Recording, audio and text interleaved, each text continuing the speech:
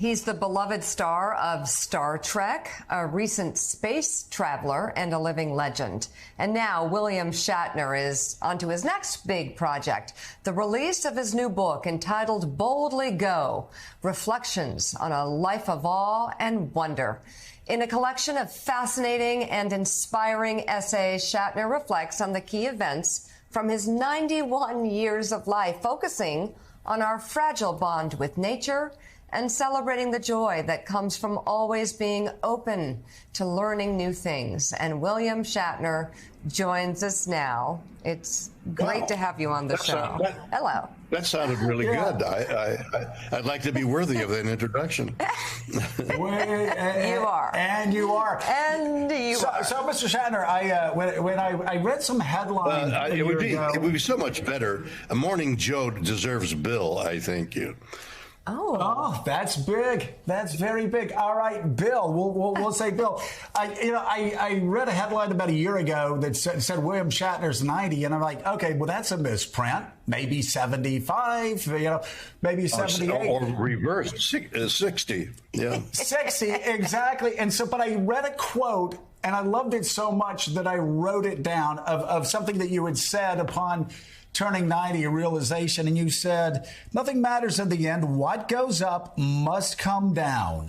And Meek and I saw that quote, and we were like, my God, if we had only known that earlier in our life. It really does put things into perspective and really does frame out your book, where you can stop and look at the wonders of the world and just say, wow.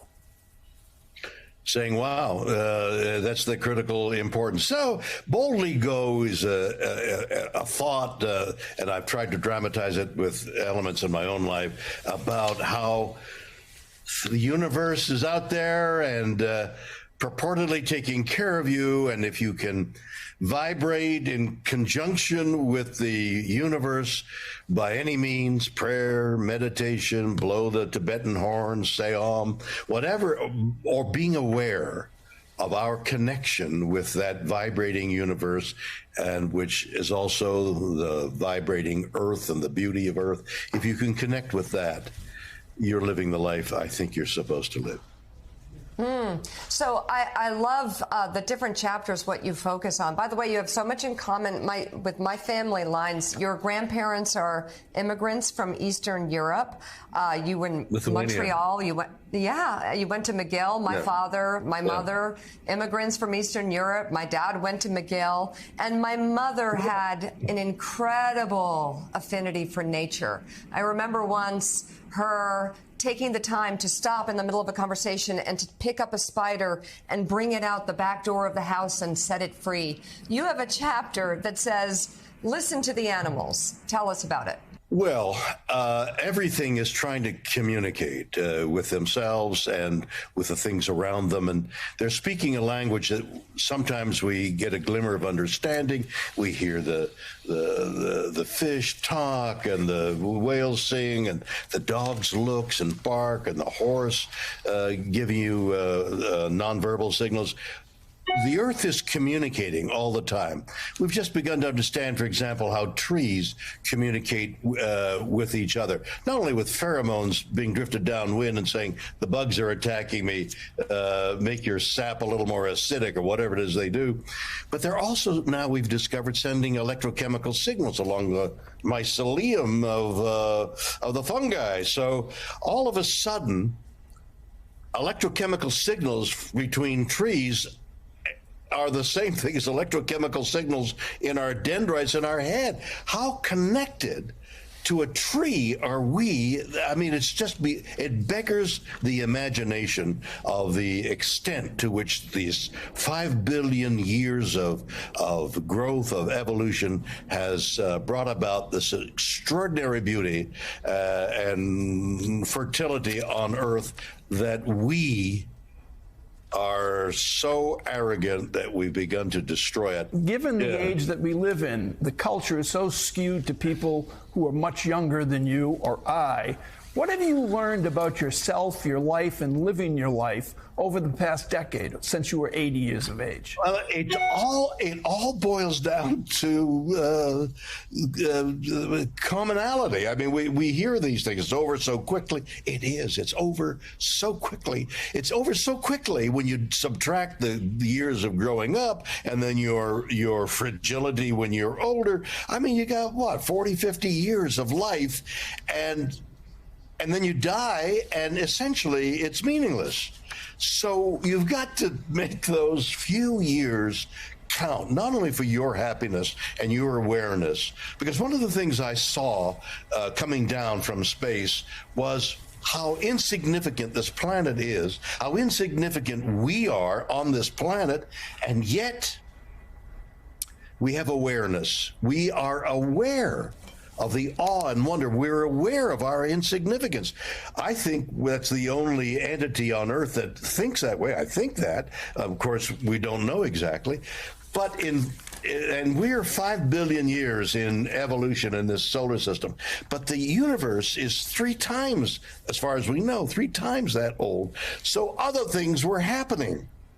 What was happening during all that time where other worlds evolved and became more intelligent, and our brains are based on survival, so we're this mixture of good and bad, but can you purify over more years? There's so many beautiful burning questions in our life that far exceed the pettiness of all the things we see around us.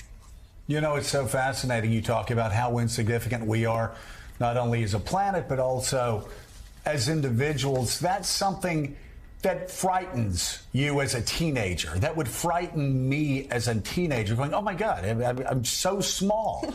I'm like dust.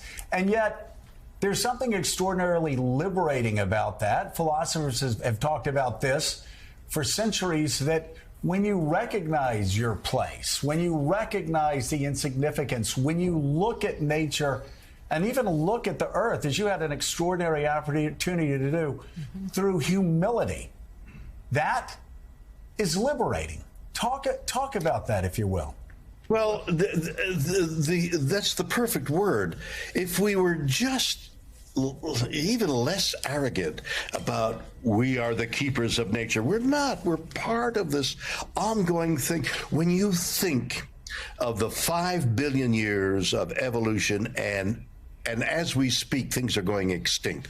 Beautiful things that we've never seen. Insects. I drove here in Los Angeles up and down the San Joaquin Valley recently, making a trip up to San Francisco and back, and I had one insect splat on my windshield. It's supposed to be, you can't drive with all the insects that will meet their death on your windshield. One. We're killing everything. And through our arrogance, if we had a thimble full of humility about our place in nature and our place with other human, every other part of our endeavor is meaningless when we have an existential threat by our lack of humility. So, Bill, it was just about a year ago, your trip to space, and you talk about the beauty of it and being overwhelmed by it, but you also are struck by a word you used a few minutes ago, grief. Tell us why that dichotomy, where you were moved by both the beauty and by the grief you felt by that trip. I've been an ecologist since the book Silent Spring. And that was 50, 60 years ago. And I was terribly moved by it and warned by it and was talking about it even then. And of course, there were all kinds of voices saying, it's not happening. The grief I felt was the beauty that I know the earth is and has and expresses itself all the time. A tree is talking to you when it moves its leaves. Dogs bark and tell you things that are meaningful. Doctor just recently said, I was watching my dog looking at the sink, looking at the sink. What is he looking at? He's telling me he's thirsty.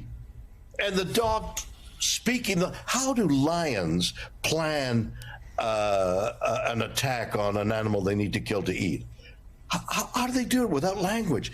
There's this whole communication going on in nature that we're so unaware of, and it's dying.